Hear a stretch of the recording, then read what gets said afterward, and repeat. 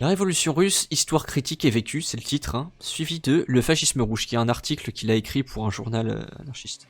Avant-propos de Charles Jacquier, qu'on va lire, parce qu'il est un peu plus à propos. C'est édition Libertalia. Il m'a coûté 10 balles, mais si vous pouvez le voler, c'est aussi bien. Ne pas dépenser 10 balles pour un texte qui est trouvable sur internet de toute façon. Alors, avant-propos donc de Charles, je sais pas quoi.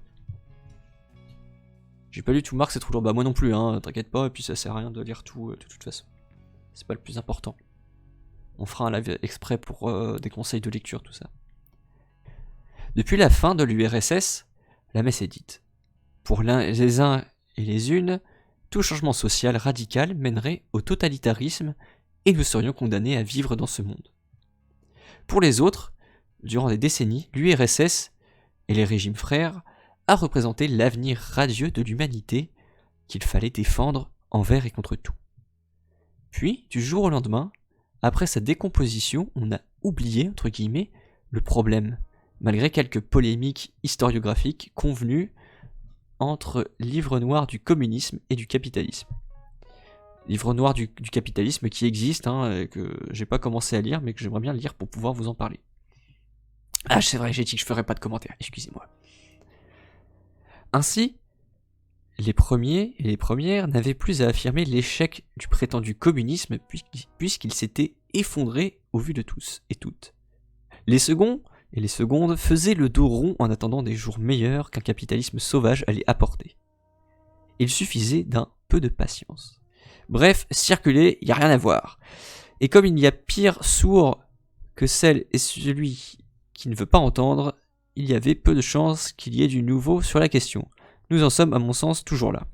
Pourtant, la révolution russe et ses suites, essentielles dans l'histoire du XXe siècle, méritent mieux. D'autant que dès l'origine, des participants et participantes en proposèrent une toute autre vision, à commencer par des militantes et militants anarchistes russes tels Volin, que l'une et l'autre de ces thèses s'obstinent à ignorer. Même si son nom n'est pas étranger à celles qui s'intéressent à l'histoire de la révolution russe et à celle de l'anarchisme, il n'est guère connu du grand public. Il ne figure à notre connaissance dans aucune encyclopédie, aucun dictionnaire courant, en dehors du Métron, le dictionnaire biographique du mouvement ouvrier français. Et comme sa vie est indissociable de son œuvre, il convient ici d'en dire quelques mots. Voilà, désolé si parfois je fais des longues pauses un peu bizarres au milieu des phrases, c'est parce que je tourne les pages. Né le 11 août 1882 à Tichvin, en Russie, dans une famille juive aisée, son père et sa mère sont médecins. Vsevolod Mikhailovitch Eichenbaum, dit Volin, fait des études de droit à Saint-Pétersbourg. Sympathisant avec les idées révolutionnaires, il abandonne ses études et rompt avec sa famille en 1901. Membre du Parti socialiste révolutionnaire, il prend part à les révolutions de 1905-1906, entre guillemets Dimanche rouge de Saint-Pétersbourg, création du premier soviet de la ville. Arrêté, il est emprisonné à la forteresse Pierre et Paul à Saint-Pétersbourg, puis déporté en Sibérie. De là, il réussit à s'enfuir et à gagner la France. Il fréquente alors les milieux libertaires et devient anarchiste. Menacé d'arrestation par son opposition à la guerre de 1914, il parvient à s'enfuir clandestinement vers les États-Unis en 1916. Il sera expulsé vers la Russie l'année suivante. Dans son pays natal, de nouveau en situation révolutionnaire, il s'occupe à Petrograd de Golostruda, la voix du travail, organe hebdomadaire puis quotidien de l'Union pour la propagande anarcho-syndicaliste. Opposé au traité de Brest-Litovsk, il combat l'armée blanche de Dénikine, puis se rend en Ukraine où il participe à la fondation de la Confédération Nabat qui regroupe les organisations anarchistes. Pendant l'été 1919, il rejoint les partisans et partisanes de Nestor Makhno. Arrêté à Moscou et à la fin de décembre 1920, il entame une grève de la faim avec ses compagnons et compagnonnes de détention. Délégués syndicaux et syndicales étrangers et étrangères en visite en URSS obtiennent sa libération. Mais il est banni d'URSS et expulsé vers l'Allemagne où il est accueilli par la section berlinoise de l'organisation anarcho-syndicaliste, la FAUD, Freie Arbeiterunion Deutschland, l'Union libre des ouvriers et ouvrières d'Allemagne. À cette époque, Rudolf Rocker en fait le portrait suivant. Citation. Bien qu'il n'eût que 41 ans, il paraissait beaucoup plus âgé, avec ses cheveux et sa barbe presque blancs. mais ses gestes énergiques et ses mouvements rapides corrigèrent mon impression initiale. C'était un homme cordial et intelligent, aux manières douces, intentionnées et courtoises, et presque totalement immunisé contre les événements extérieurs et les coups durs personnels. Avec une faculté de concentration hors du commun, il pouvait poursuivre ses travaux d'écriture sans difficulté apparente, dans le même grenier où sa famille devait dormir, manger et vivre au quotidien. Fin de citation. Il participe alors à la rédaction de la brochure La répression de l'anarchisme en Russie soviétique, publiée en 1922, qu'il traduit ensuite en français. Celle-ci est la première synthèse sur le sujet. Elle pose un problème essentiel. Comment peut-on considérer comme véritablement révolutionnaire un régime qui réprime les révolutionnaires ? La vie quotidienne étant difficile dans le Berlin du début des années 1920, il s'installe à Paris en 1925, à l'invitation de Sébastien Faure. Il est alors un des protagonistes du débat autour du texte de Piotr Achinov, plateforme d'organisation de quelques anarchistes russes en exil. En opposition à son compatriote et à ses amis, Volin rédige une vigoureuse réponse à la plateforme où il s'affirme partisan de la synthèse, entre guillemets, entre les courants du mouvement anarchiste. Individualisme, communiste libertaire et syndicaliste. Le débat oppose plateformistes et synthésistes qui s'accusent d'un côté d'amateurisme et de dilettantisme, de l'autre de volonté de bolcheviser, entre guillemets, l'anarchisme. Volin collabore aussi aux principales revues du mouvement anarchiste français, du libertaire à la revue anarchiste, le plus souvent sur la révolution russe et l'évolution de l'URSS. Ainsi, par exemple, il souligne la haute importance de la publication de la trilogie de Panait Istrati vers l'autre flamme, 1929, dans la revue anarchiste numéro 6 de mai 1930. C'est très précis. Et son caractère, entre guillemets, vraiment et simplement sincère, à, entre guillemets encore, l'encontre du faux révolutionnarisme à la mode, c'est-à-dire le bolchevisme. Fin de citation. Mais il n'en oublie pas pour autant d'en indiquer la limite du fait que selon lui, Istrati penche vers l'opposition communiste. Début de citation.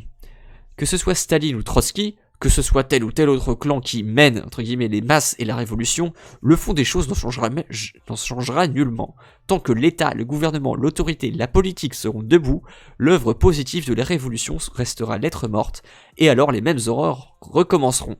Cette autre moitié de la vérité sera plus difficile à faire comprendre que la faillite du parti au pouvoir. Fin de citation. L'État est une forme passagère de la société humaine, destinée à disparaître tôt ou tard. Ça commence fort. D'autres formes d'organisation sociale, libres, libérées de la base d'exploitation donnant tout l'élan à la création, le remplaceront. L'État étant un instrument d'exploitation, il ne peut jamais, en aucun cas, sous aucune condition, devenir instrument de libération. Erreur fondamentale des, entre guillemets, communistes. L'État ne pourra jamais disparaître par la voie d'une évolution. Il faudra l'abolir par une action violente, de même que le capitalisme. Il faut lutter à fond, immédiatement, contre l'État, en même temps que contre le capitalisme. Car ce sont les deux têtes du même monstre qui doivent être abattues toutes les deux simultanément. Elle n'en abat qu'une seule. Le monstre reste vivant. En en abattant qu'une seule, le monstre reste vivant et l'autre tête renaît infailliblement. Les moyens de lutte contre l'État sont les mêmes que ceux de la lutte contre le capitalisme. L'abolition du capitalisme tout seul et le remplacement de l'État bourgeois par un État prolétarien est plus qu'une utopie. C'est un non-sens. L'État ne peut être que bourgeois, exploiteur. Il n'est pas utilisable dans la lutte émancipatrice véritable. Les masses travailleuses du monde entier finiront par le comprendre et l'expérience bolchéviste est justement là pour le démontrer bientôt, d'une façon palpable et définitive. La lutte contre le capital et l'État est une lutte simultanée, lutte unique qui doit être menée sans relâche jusqu'à la démolition simultanée et complète de ces deux institutions jumelles. Fin de citation. Quant à l'article sur la révolution russe, il est repris dans un livre collectif avec Lucien Barbedette, Victor Méric et Sébastien Faure. La véritable révolution sociale, c'est le titre, dont il constitue la plus grande partie. À partir de 1935, Volin se rapproche d'André Prud'homme, avec lequel il participe à la Fédération anarchiste de langue française. Les deux hommes dénonçant la politique de collaboration de classe de la CNT-FAI en Espagne. Il écrit aussi dans Terre libre sur la situation en URSS et la répression dans ce pays. Durant la Seconde Guerre mondiale, Volin vit à Marseille dans des conditions matérielles très difficiles. Il est menacé à la fois comme anarchiste, comme juif et comme franc-maçon. Il n'en continue pas moins à militer aux côtés d'André Haru dans un groupe anarchiste clandestin composé d'Espagnols, d'Italiens et de Français. Et évidemment aussi d'Italiennes et de Françaises. Hospitalisé en mars 1945, il est ensuite hébergé par des compagnons espagnols de la Treille, dans la banlieue est de Marseille. En août, il retourne à Paris, il est à nouveau hospitalisé et s'éteint à l'hôpital de Laennec le 18 septembre 1945, laissant le manuscrit de La Révolution inconnue que Jacques Dubinski et un groupe d'amis éditent 2 ans plus tard. Alors formation, ah ouais, bah ça date depuis au moins la Commune, à l'époque de la Commune, plus ou moins, là je connais pas bien cette histoire-là, mais il y avait des anarchistes francs-maçons, oui. À la Commune, par exemple, les francs-maçons ont soutenu la Commune de Paris. C'était pas anarchiste à l'époque, la Commune de Paris, il faut pas se leurrer. Mais dans cette période-là, il y avait un certain mélange qui se faisait. C'est possible, vraiment. Et je vois pas ce qui pourrait s'y opposer, à part le fait que c'est rempli de gens du PS. Et j'arrête de faire des commentaires. Parce que ça fait perdre du temps à la lecture, etc. Quelle sera la destinée de ce livre ? Publié d'abord en dehors du circuit éditorial, il faut attendre la parution de Ni Dieu ni Maître, anthologie historique du mouvement anarchiste de Daniel Guérin, qui reproduit plusieurs extraits de La Révolution inconnue pour que le livre touche un public un peu plus large dans les années 1960. C'est également Daniel Guérin qui, dans le contexte de l'après 68, republiera en 3 volumes au format de poche La Révolution inconnue, dans la collection Changer la vie dont il s'occupe, avec Jean-Jacques Lebel, aux éditions Belfond, etc., etc. Puis le livre sera réédité en un volume unique, augmenté, etc., etc. Enfin, en 2010, un petit éditeur genevois, Entremonde, reprend le livre en 3 volumes sous coffret. Au vu de ces éléments, l'œuvre principale de Voline, du fait de son ampleur, presque 800 pages dans l'édition verticale, et de ses rééditions chaotiques, espacées et marginales, n'a, après des décennies, pas encore eu l'écho essentiel qu'elle devait avoir. Qu'en est-il des 2 articles qui constituent le présent volume ? Le premier, comme évoqué plus haut, est celui sur la révolution russe publié dans l'encyclopédie anarchiste. En dehors du livre collectif La véritable révolution sociale, il n'avait jamais été réédité.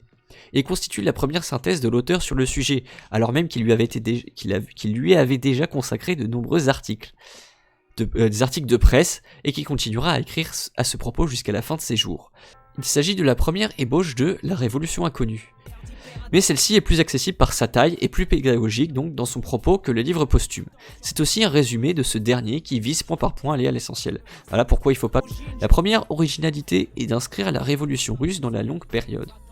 La deuxième est d'insister sur les étapes de la décomposition du tsarisme, sans céder à une vision téléologique. Enfin, Lénine 20, c'est-à-dire entre guillemets quoi. La troisième est d'insister sur le caractère spontané de la révolution de 1905. En effet, elle aboutit à une création autonome les soviets, ce qui veut dire conseil en russe, alors que le parti, à commencer par les bolcheviks, ne songe qu'à mettre l'État à leur service, ce que ces derniers accompliront après octobre 1917. Le quatrième point clé est de décrire avec lucidité les faiblesses des anarchistes dans le mouvement révolutionnaire alors même qu'il allait dans leur sens, les soviets par exemple, et comment il a été confisqué à leur profit exclusif par les bolcheviks, plus nombreux et nombreuses et mieux organisés, sous prétexte d'efficacité à court terme. Bref, pour établir la dictature verticale de l'État parti au nom de son opposé, l'organisation horizontale des soviets.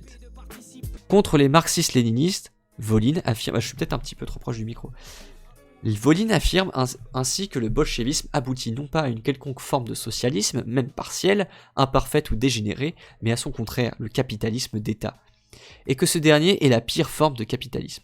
Pour lui, la leçon essentielle que l'humanité peut en tirer, c'est d'éviter la voie où se sont fourvoyés les bolcheviks en faisant de la liberté et de l'initiative du plus grand nombre les seuls moyens d'action propres à mener à un socialisme véritable, nécessairement libertaire.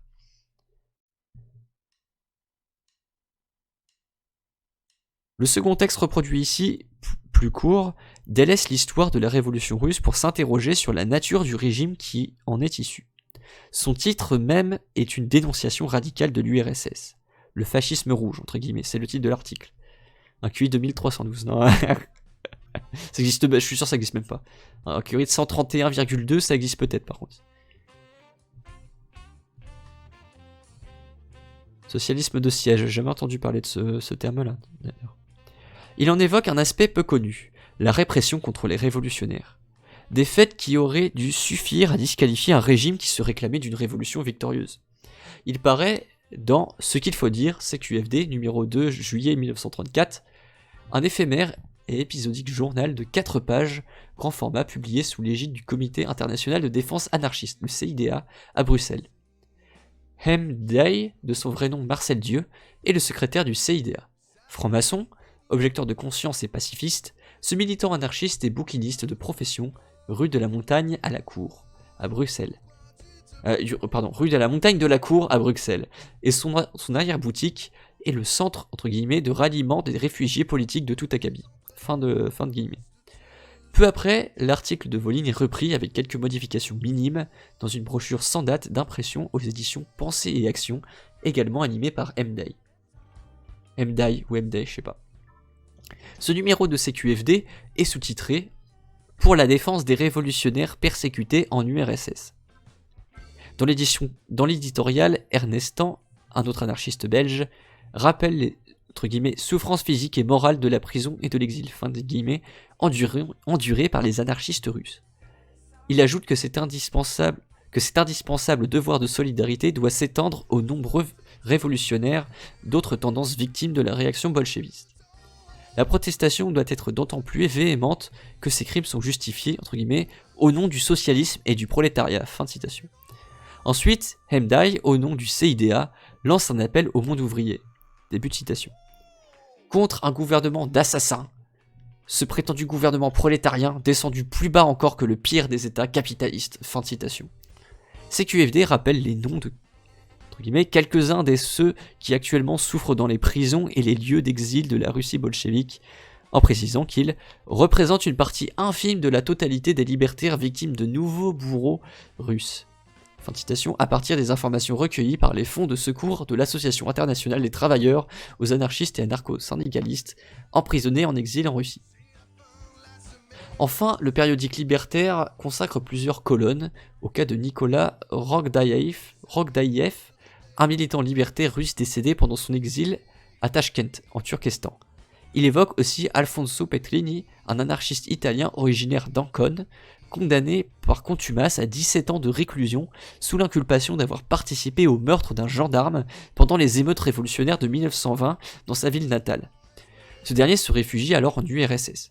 Pour CQFD, le cas Petrini fait ressortir 2 aspects de la dictature du parti sur le peuple. Début de longue citation, c'est parti. 1. Il est acquis qu'en URSS, le pouvoir exécutif ne s'exerce pas seulement avec les moyens ordinaires de répression en usage dans tous les pays entre guillemets bourgeois. Ceci, quoique formidable, s'augmente en URSS du prétexte de défendre la révolution.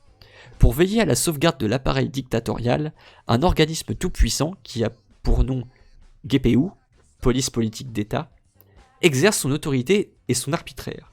Son pouvoir est administratif, c'est-à-dire sans recours. Elle peut faire emprisonner, voire fusiller, priver moyen d'existence, déporter en Sibérie, quiconque fait montre d'indépendance d'esprit ou est opposé propagateur de conceptions politiques discordantes.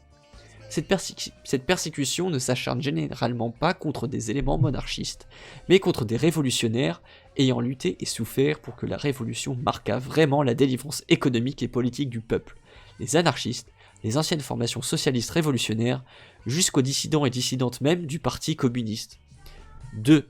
Contre toute règle de droit international et dépassant en cela la férocité des pays à régime fasciste, un citoyen étranger peut être séquestré en URSS lorsqu'il ne jouit pas de la protection diplomatique.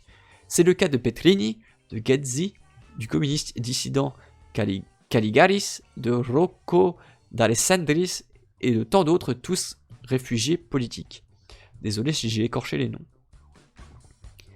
Le destin de Petrini, condamné par le fascisme dans son pays et persécuté dans celui où il avait cru trouver refuge, atteste selon Voline de la pertinence de la notion de fascisme rouge, puisque ce sont les mêmes militants qui sont persécutés par l'Italie fasciste et deviennent les victimes des épurations staliniennes. Là, c'était la fin de la citation en fait. Là, j'ai arrêté la citation à réfugiés politiques et là ça continue. Il en sera de même pour nombre de révolutionnaires étrangers et étrangères. La plupart confrontés à des régimes fascistes ou autoritaires, allemands, autrichiens, espagnols, italiens, polonais, etc., qui croyaient avoir trouvé refuge en URSS, qu'ils soient au départ communistes orthodoxes ou non. Déjà dans le livre La répression de l'anarchisme en Russie soviétique, les auteurs appelaient à l'œuvre d'organisation du prolétariat international contre les horreurs perpétrées en Russie. Mais la faiblesse et la division des révolutionnaires anti-staliniens et anti-staliniennes ne permirent pas des campagnes de grande ampleur en faveur de persécutés, en dehors peut-être de celle menée en France pour Victor Serge, qui obtint un certain écho et eut une issue exceptionnellement favorable. Quant à Volin, il s'appliqua durant des années à œuvrer à ce double devoir. Dire la vérité sur l'URSS et être solidaire des révolutionnaires persécutés, y compris quand ils le sont au nom d'une révolution fallacieuse. Il reste un dernier point à aborder en remplaçant l'analyse de la situation russe de Volin dans sa conception générale de la révolution. Dans une brochure intitulée « La Révolution en marche », je ne plaisante pas, ça s'appelle vraiment « La Révolution en marche », publiée en 1938, il précise qu'il est persuadé depuis 1914 que l'humanité est entrée entre guillemets dans l'époque de la révolution sociale mondiale. Fin de citation. Pour lui, la révolution présente deux faces, destructrice et constructive, étroitement mêlées, et elle sera une œuvre de longue haleine, au mieux de plusieurs dizaines d'années. Concernant la Russie, il écrit, début de longue citation, c'est parti. Le socialisme a abouti, en dépit de son allure révolutionnaire, à un absolutisme féroce qui n'a rien de commun avec les problèmes de l'époque. La raison fondamentale de cette carence est que le socialisme, en quelque tendance qu'il soit, laisse intacts certains éléments et principes de base pourris, à savoir autorité, pouvoir, État, propriété d'État, etc. Le tout tenant ensemble, cela permet à la pourriture de regagner les autres bases et l'édifice tout entier. L'impuissance du socialisme en général, et particulièrement la faillite de sa fraction bolchéviste, entre guillemets communiste, en Russie ont appelé à la vie de nombreuses factions de dissidents et dissidentes. Celles-ci conservent les mêmes principes généraux en partant les mêmes incapacités. Fin de citation. Sans entrer dans le détail de ses vues sur la révolution, Volin souligne bien que l'échec de la révolution russe ne remet pas en cause les bases objectives du processus révolutionnaire entamé en 1914.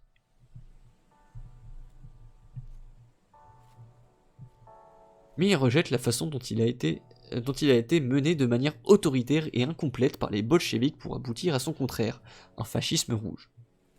Loin de rejeter l'idée révolutionnaire avec la démonstration de son échec en URSS, il réaffirme que le processus est inéluctable, long, difficile et sans garantie absolue de réussite si l'humanité ne se montre pas à la hauteur de sa tâche. Un siècle après, les leçons que tire Volin de la révolution russe demeurent, le plus souvent, ignorées de toutes et tous. En voici une, et pas la moindre. Début de citation. Non, Lénine et ses camarades ne furent jamais des révolutionnaires. Ils ne furent que des réformistes quelque peu brutaux, qui, en vrais réformistes, recoururent toujours à de vieilles méthodes bourgeoises. Ils n'avaient aucune confiance dans la vraie révolution et ne la comprenaient même pas. En confiant à ces bourgeois étatistes réformistes le sort de la révolution, les travailleuses russes révolutionnaires ont commis une erreur fondamentale. Là est une partie de l'explication exacte de tout ce qui s'est passé en Russie depuis octobre 1917 à nos jours. Fin de citation. Salut à toi Klitsch Norris. On lit un article de Volin sur la révolution russe. Et là, on est qu'à l'avant-propos. Donc c'est pas encore les propos de Volin, même s'il y a beaucoup de citations.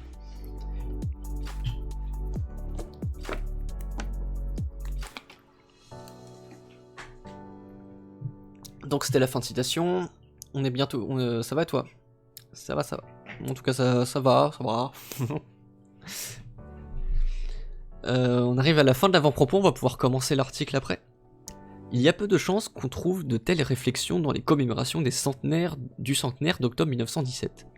Il est même à craindre que l'on assiste plus à une réactivation du vieux schéma, un triste revival léniniste fut-il postmoderne, qu'à une approche liant critique du mythe d'octobre, entre guillemets, et nouvel espoir d'émancipation.